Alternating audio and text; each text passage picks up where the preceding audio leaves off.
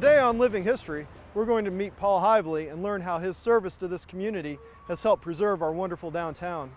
And we bought our first house over off of Rolling Oaks Drive in 1980, and we've been here ever since. Paul Hively came to Northwest Arkansas to settle down and raise a family. He says back then he lived on the edge of town. The road that we lived off of, Highway 102 between Rogers and Bentonville, was just a raised two-lane road. By the time you got out to Dixieland, you were on the far outskirts of Rogers.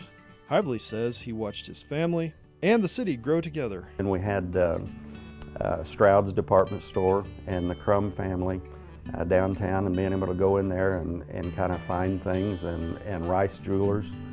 By the 80s, the aging downtown district got a much-needed boost. That's actually when Main Street kind of got started, was right at the mid-80s, when Jenny Harmon first started hitting the brick streets and going around and talking to merchants and talking to people about the value of having a Main Street program, but also the historic preservation of many of the buildings downtown that really have a value to them, more so than getting pushed over or pushed down.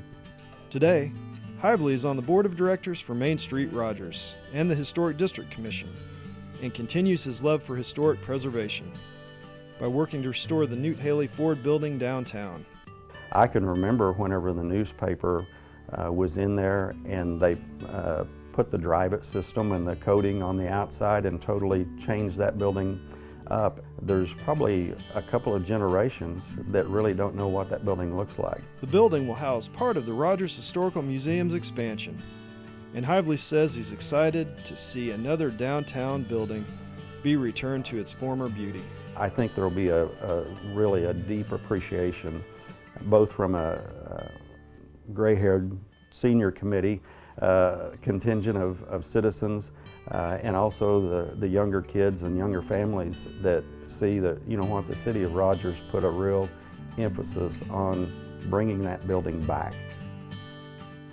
The Rogers Historical Museum is growing. We need your help. To learn more, visit rogershistoricalmuseum.org.